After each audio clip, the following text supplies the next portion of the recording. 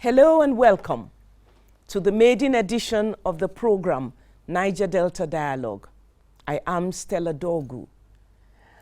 The Niger Delta Dialogue has since 2016 evolved as a safe space for discussion of the issues of the oil-rich region. After 50 leaders came together at that time to discuss the attacks by the Niger Delta militants. From thorough analysis of issues affecting the region, the Niger Delta Dialogue now has its first in-depth research sponsored by the European Union. The program will run for the next 6 weeks, during which there will be presentations of the 6-state report on insecurity from findings of a research undertaken in Nigeria's oil-rich region. With me in the studio to engage our preview of the 6-state research is Igor Akerega, who is the head of the media team, Niger Delta Dialogue.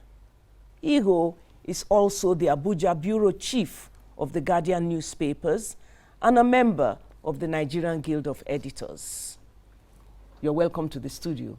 Thank you very much. Good to be here. Also joining us online is Dr. Judith Asuni, one of the co-facilitators of the Niger Delta Dialogue and Executive Director of Academic Associates Peaceworks.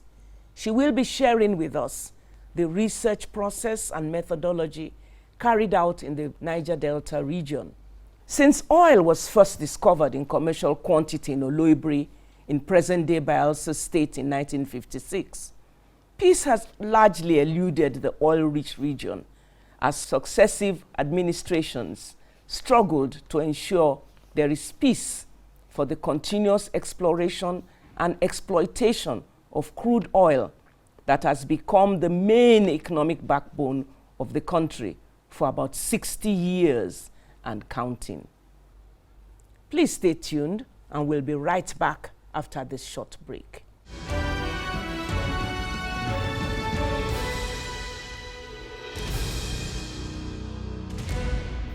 Insecurity is a major problem across Nigeria's South-South region. There have been concerns over how to quell the heightened security situation in the region. European Union-funded research program Niger Delta Dialogue highlights that cultism, encouraged by the political class desperate for power, enabled rape, oil theft, armed robbery, kidnapping, killings, and sundry criminality in the Niger Delta. Research, which was conducted across Akwa Ibom, Bayelsa, Cross Rivers, Delta, Edo, and River states, interrogate the general security perception in the region, paying close attention to the chances of attracting investment in the face of security concerns. The policy briefs that emanated from these researches focuses on the different dimensions of conflict and insecurity, causes and actors across the states of Niger Delta. It also provides recommendations on how to address the root causes of insecurity in the state.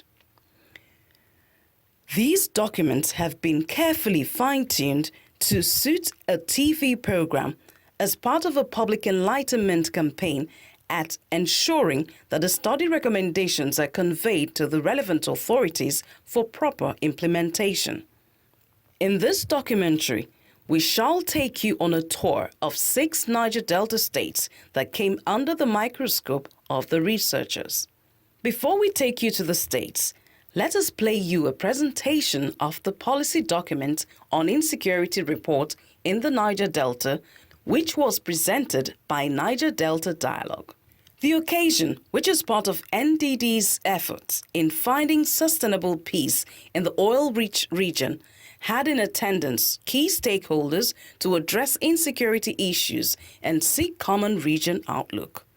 The Deputy Governor emphatically states that government and relevant stakeholders in the Niger Delta project cannot afford to relax over the issue of insecurity, but will continue to champion peaceful means of securing the region due to its rich oil resources, the mainstay of the nation's economy. So much efforts seems to have been put in place to ensuring that the phenomenon of insecurity is dealt with. And it seems to me that we are like in a state of inertia, so much effort made, not so much achieved.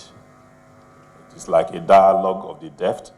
Leader of the Niger Delta Dialogue, Judith Asuni, while presenting the group report to the deputy governor, whom she described as a conflict resolution manager, said the research came up with 6 reports on insecurity in the Niger Delta, a recommendation she believed will help to entrench peace in the region. This is something that needs to be discussed among the governors, the people of the Niger Delta themselves. There might be a possibility of doing some sort of a regional security outfit, for example.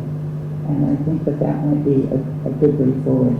Later on, many issues were discussed at the Niger Delta Dialogue presentation and validation meeting of the reports on insecurity in the South-South states, where issues of having common regional approach and understanding among the people, the government, and the oil companies were discussed.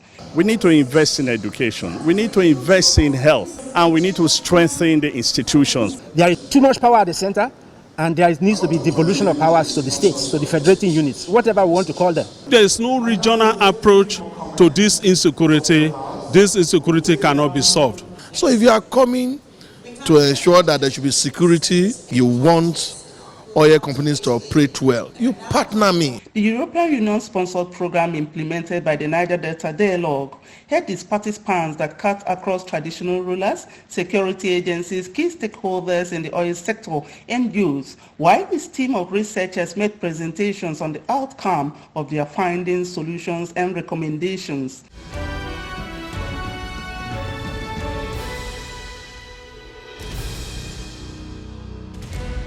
In Akwa Ibom State, the major issues that drive insecurity are sea piracy, cultism, communal disputes, land disputes, youth restiveness, kidnapping, destitute street children, child trafficking, and drug abuse.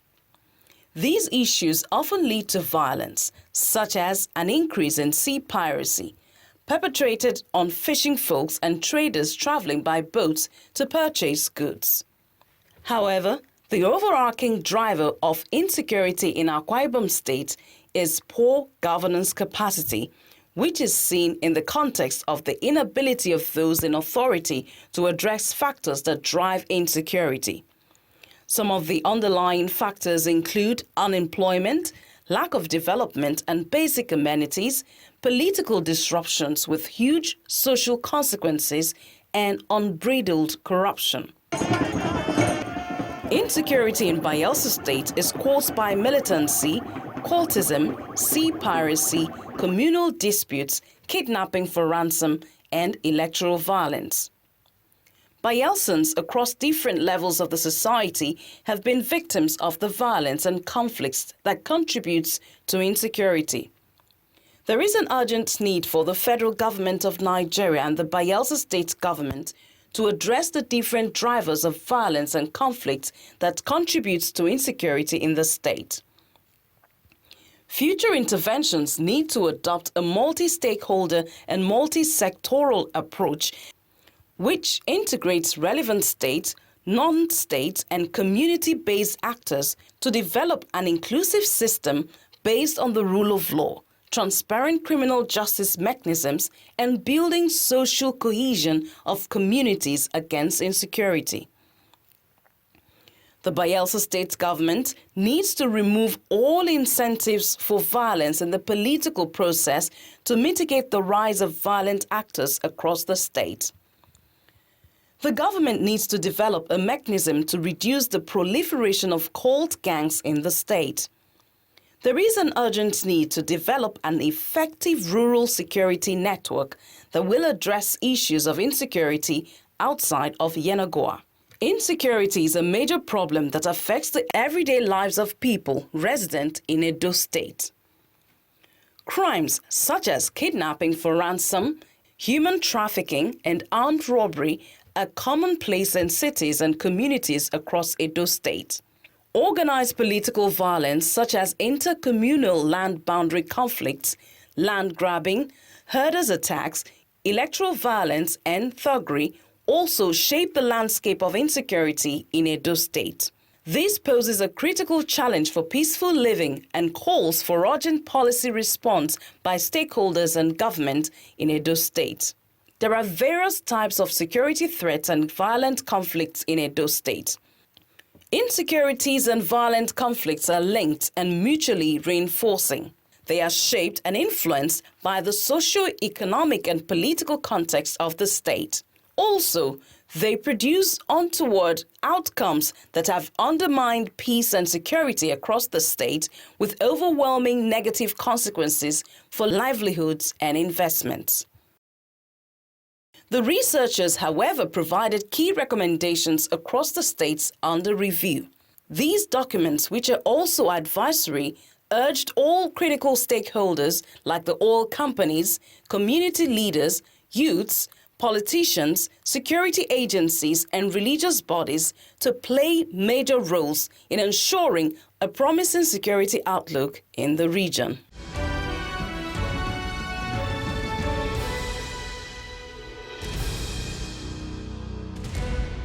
Welcome back. In that short documentary, the focus is on each of the 6 states of Akwa Ibom, Bayelsa, Cross River, Delta, Edo, and Rivers states. These are the states that are the heart of the Niger Delta region. Igo, my first question goes to you. What was really the basis, what was the genesis of this research that was taken to study insecurity in the Niger Delta? Yeah, the basis of the report basically stems from the concerns of the top 50 leaders of the Niger Delta that was mentioned earlier to find a permanent and lasting solution to the problems of insecurity in the Niger Delta region. About 2004, 2005, 50 leaders of the Niger Delta met in a one-off meeting where because of concerns of the rising insecurity in the Niger Delta, and decided that there was need at the time, to profile a lasting solution. And that was the beginning of efforts, genuine efforts to then come up with this research. So about March this year, basically, there was an effort again made to organize, to get some researchers together through a workshop. So after the workshop, they put the workshop around for about 3 months. After the workshop, 2 researchers were mobilized by Niger Delta Dialogue across the 6 states of the region. And once the reports were ready, it was presented in town hall meetings, were validated. This presentation on AIT is also to get the outcome of the report to the larger audience. And so that is what it is with the report.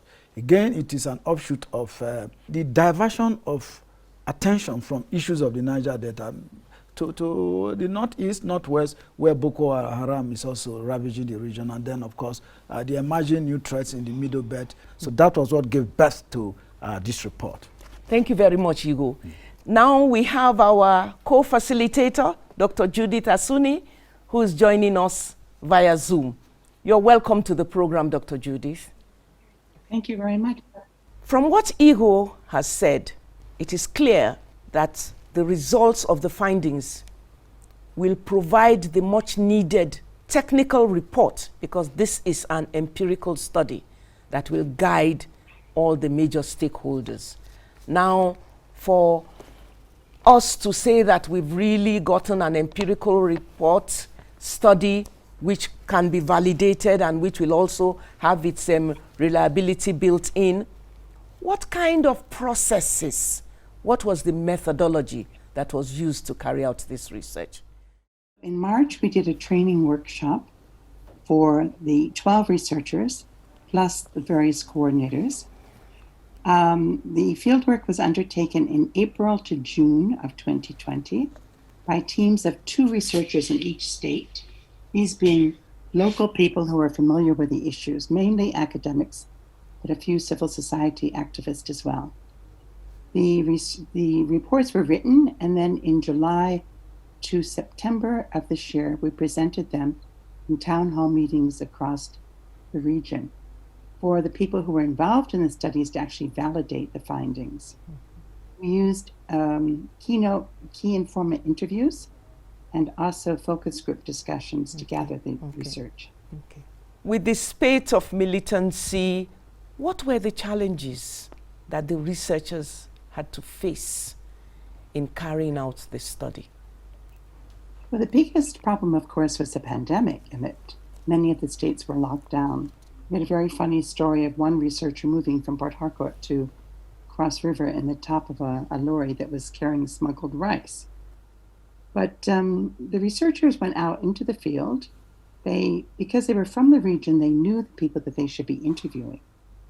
And we had very few problems or interference from either the youth or from the security agencies, because I think the security agencies realize that we are helping to contribute to them. The title of the research was Insecurity in the South-South, Issues, Actors, and Solutions. So the emphasis was always on developing solutions to the problems, identifying the problems and identifying solutions. So we had very little interference. The only problem was really with gaining cooperation with the state government officials. And over time, we were able to gain quite a bit of good access. Now, Igor, I want you to speak to one of the issues that Dr. Judy did not talk about. We talk about the 50 leaders. And we know that across the Niger Delta region, PANDEF is in operation. What do you think that this report would do for a group like PANDEF?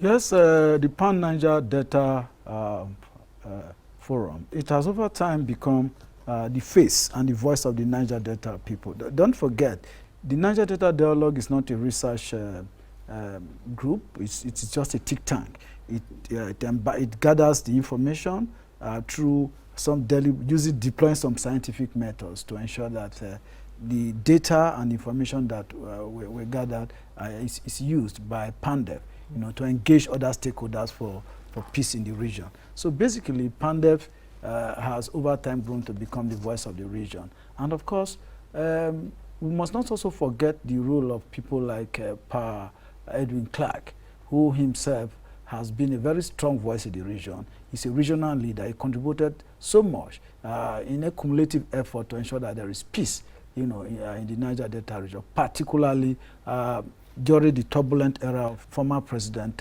Umar Yar'Adua.